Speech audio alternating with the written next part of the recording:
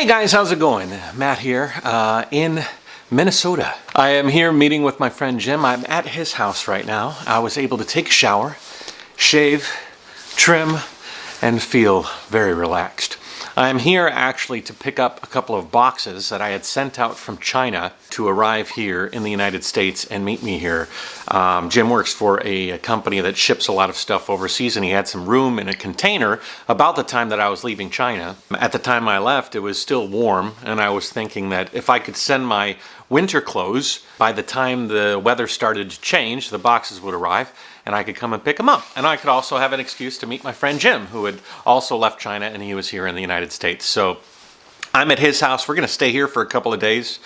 We're going to explore around his neighborhood a little bit. I want to get some video of the colors changing, because on the drive here from Virginia all the way to Minnesota, oh my God, it was so beautiful.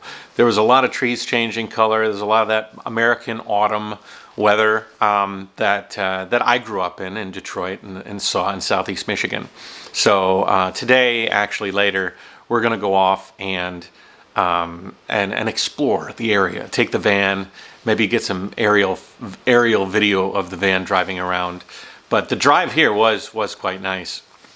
I'm looking around Jim's house, and it is the ultimate bachelor pad. I mean, he's got his little home office nook, and he's got a whole bunch of photos. My friend Jim is a photographer. As a matter of fact, these pictures here behind me are from a village outside of Ningbo that Jim and I explored in an episode that I will show you. Actually, I'll link to it here in the description, so you can watch me and Jim in Ningbo exploring a city that was destined for demolition. Actually, Ningbo is growing, and so some of these areas are being improved upon and modernized, and so the old villages are being sort of disappearing, But he was able to take his camera and at least capture them in their current state, which was kind of nice. And so we walked around and we explored that village in China. So if you're interested in seeing one of my old China videos, I'm pretty happy with the way that one came out. But beyond that, I can see remnants of his travels and his life all around Asia. So me and him are catching up. We had some dinner yesterday. It was quite nice. I just wanted to kind of give you guys a status on what's going on. So I went to all three of those events: the Overland Expo Mountain West in Colorado, the West in Arizona, and now the Virginia East event. And in each one of them, I built upon my knowledge. I've really gone on quite a journey with regards to van life and my knowledge and understanding of the industry and my plans for my studio van. So I have gone through a real evolution there of what I want, what I need, what I should get, how the build is going to go, and also like the chicken and the egg syndrome, because I plan to do this tour around North America called the North American Van Life Industry Tour, where I'm going to visit each industry with regards to building a van life van or RV or comparable system that you want to live off-grid and travel around. I have established relationships with a lot of these individual component factories or suppliers. Some of them really, really good, like in the bag, cinch down, we are going to go there and check them out. Some of them haven't given me full-on confirmation. Some of them I thought, oh, there's nothing better than this supplier. And then I've met another one at another one of the shows, and I'm like, okay, well, that's another option that looks better. Also, interpersonal relationships. So meeting with a supplier at one of the events circumvented the phone calls that I had with another vendor. And I says, well, now that I shook this person's hand, I looked at him in the eyes, and I was able to let him see me and me see him, I have a bit more confidence with this company. So I'm shuffling through them, and I'm working in Jim's office here to try to concretely set out my pace. Also understanding where things go in the timeline. Some things I can get done at specific locations. Some people have service centers to do things. For example, lifting the van up using a Q-lift with Quigley in Pennsylvania. That will be something that will be able to be done there on site. Possibly tires and rims at Quigley as well. Windows are probably something that I'll have to get from a supplier of windows and then either do at my house in Detroit or possibly do there. So there's one that's like 50-50. There's also companies that are providing me with equipment to install in the van, and those I'll do in Detroit. But there's also like, I can't build the cabinets without understanding the battery size. I mean, I could just overestimate size, but I really want to be efficient on the amount of space I have to put stuff in. My battery, my electrical system, my water container and water heating system, whatever I decide on, whether I do a hydronic system or whether I do a water heater. And then I was even investigating Cruise and Comfort, which is a mini split design where the fans for the condenser actually mount underneath the van instead of having the roof mounted unit that actually takes up space on the top, which also takes away from solar capacity and also takes away from having a deck up there to kind of hang out on the roof of the van. A lot of those things need to be done before you start cladding the walls and building in the actual furniture interior of the van. So it's wild because I'm looking at this huge map of America basically and thinking, what can I do and how is the best way to do this path? It reminds me a lot of my world tour with the trike and how I wanted to complete my bucket list in like sort of a serpentine as I roamed around the world. You know, knowing where my bucket list item was going to be checked off in what country and what country could accomplish what goal. I'm kind of feeling a mini version of that with this North American Van Life Industry Tour. As far as the channel goes, as soon as I start this tour, I'm going to probably do bite-sized vlogs, like you guys know of my vlogs through the channel while I'm on this journey visiting places. The actual North American Van Life Tour series will be post-produced in sequence later because I want to do a really good job with those episodes. That will be sort of my emergence into this what is that called when a butterfly, a caterpillar becomes a metamorphosis.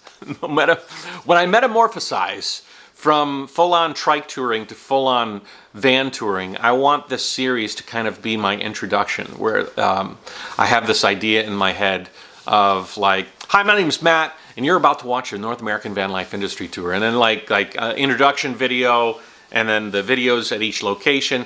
Today we're gonna go to Philadelphia and meet with Quigley. Quigley is a company that and then show Quigley, then make it really nice and professional. So that's going to take some time and some thinking. So you're going to see kind of more of the playful travel episodes as I go from place to place, and then the more professional episodes will come on a series that will be developed later. Probably quite later, because I want to make sure that the van is in process and things are being built. But I'm trying to organize and say what comes first, what comes next.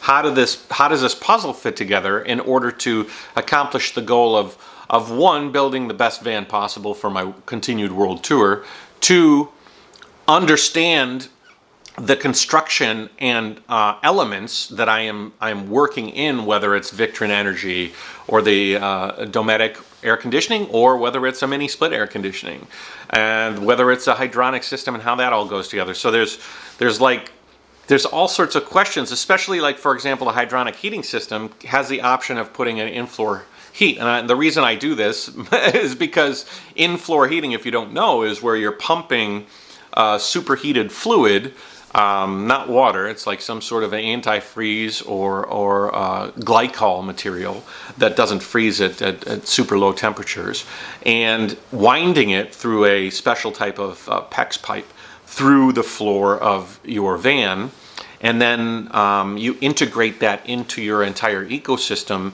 When you do, the floor of your van has a heating element to it. I heard a lot of people saying that they have like a typical furnace style heating system in their van, which taps into their gas or diesel engine and sits under their seat, but they really would have loved to have had a hydronic heating floor. They neglected to do it in the beginning, and that's really the only time you can do it, because once you build the floor and you build everything on top of the floor, you can't go backwards. So I am very, very much leaning towards a hydronic heating system for the van. One of the other things that is the advantage with that is that the heating element for the hydronic system is actually underneath the van. It doesn't take up space in your compartment, which I really like. You do have a blower motor and some things that do take up space in your actual van area, but the some of the large components actually do exist underneath the van. I like that. I like the idea of taking space away from cabinetry so that I can put stuff in other places. The underside of your van is there all the time, and it's just sitting there doing what it's doing, whether you have stuff attached to it or not. So you might as well attach some stuff to it. One of the reasons also I like the Cruise and Comfort, because you're mounting the fans underneath the van. You know, the other thing with regards to why I sort of want to do this series later and more well produced is that you guys, my audience, as it currently exists, is a lot of people that enjoy my content in Asia, which I've been there for a decade or more, and they've enjoyed my travels through Asia. And they've also enjoyed my cycling tour through Asia. And so these two types of audience might not translate to this new van life project. And I want to make sure that when I do really start going full bore, I can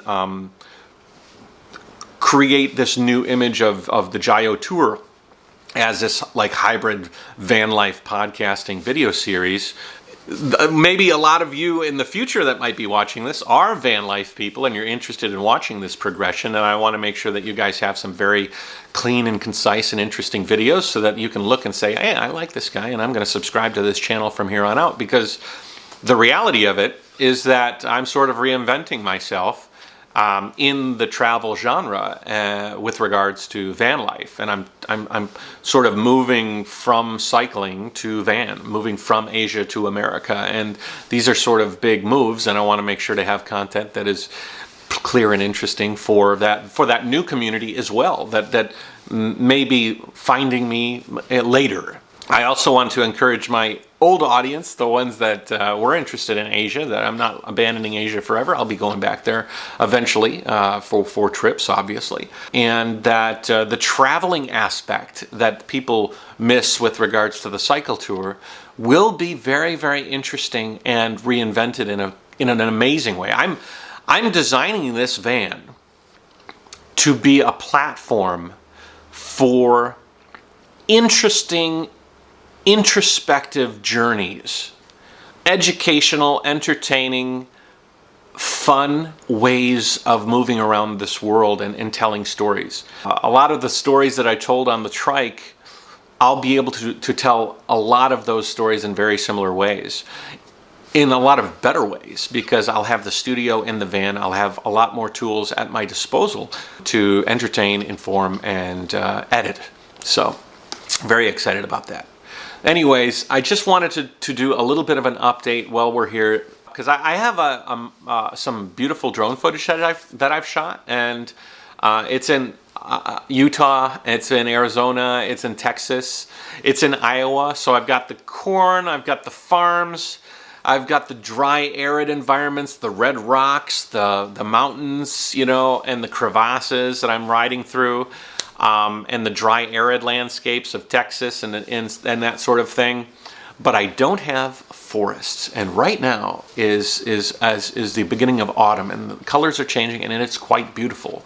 So I want to get out there and get some shots, and Jim has some good shots of good places to go in order to do that. Life is a journey, you know, and this is a new chapter of my journey, and I'm so happy to be sharing it with you. And I'm so interested and excited about this journey as it moves forward.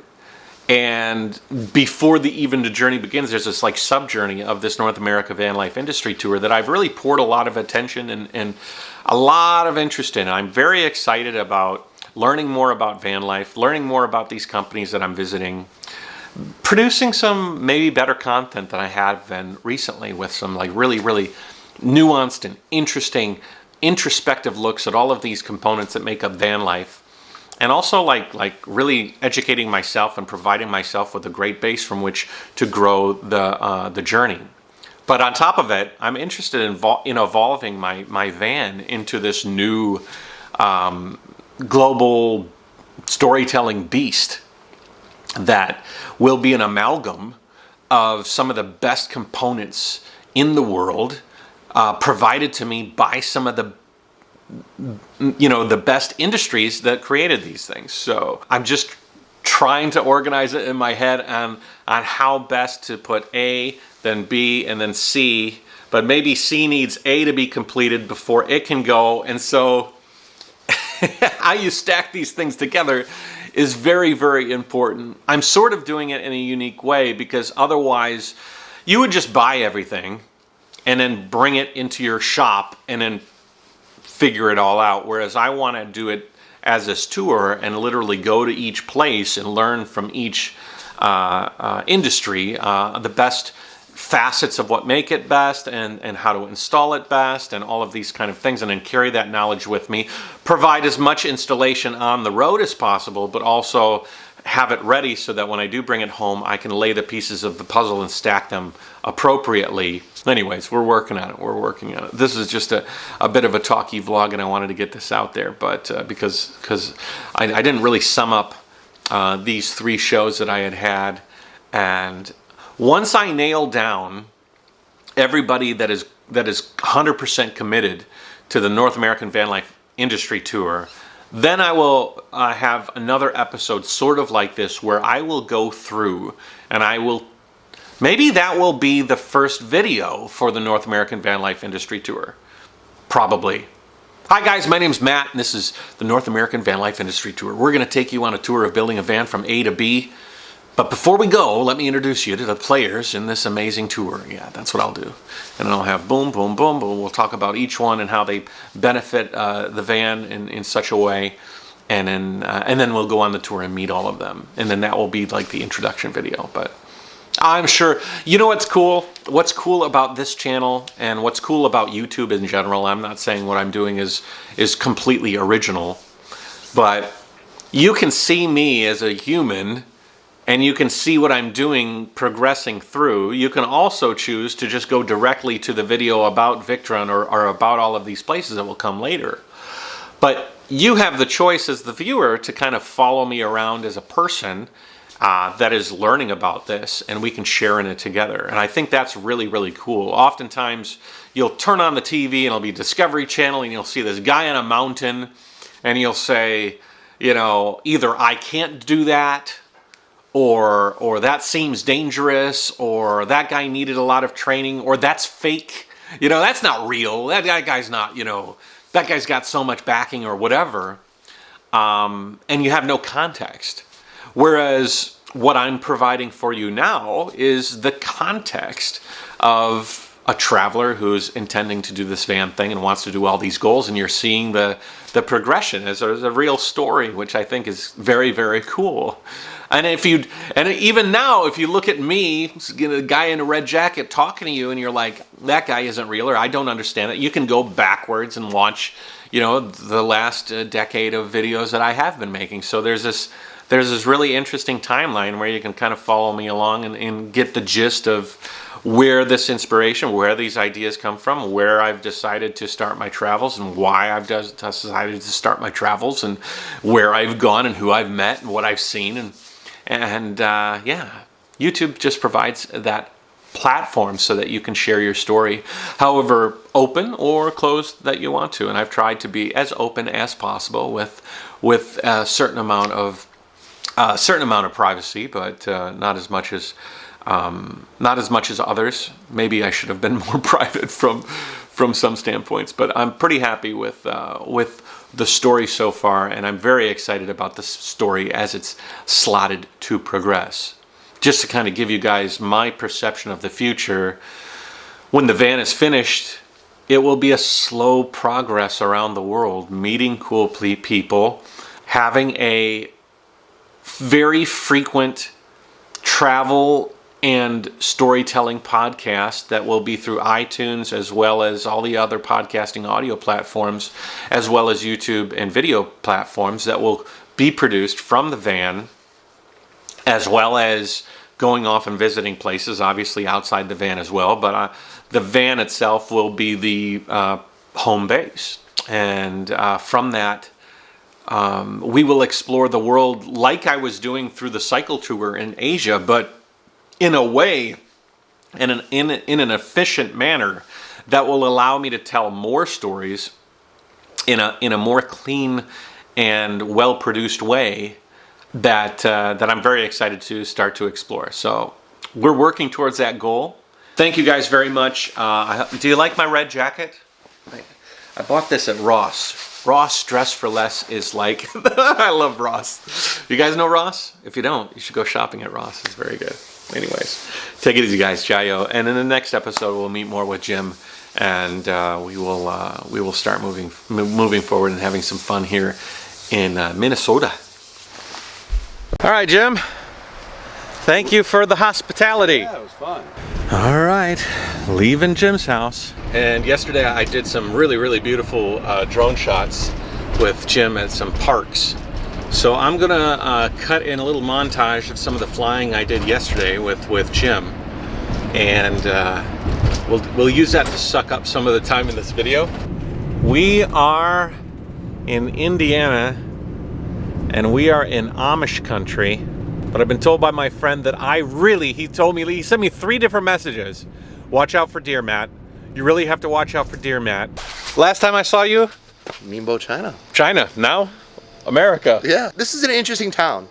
English speakers, you know, we're in the Midwest, we're in Indiana, and English speakers is probably the least, we're like the minority, actually. It's more Spanish speaking and Pennsylvania Dutch speaking. I've never even heard of Pennsylvania Dutch. I don't even know what that is. It's the Amish language. Yeah. Interesting. Yeah. Well, I'm kind of excited. It's going to be an interesting day tomorrow.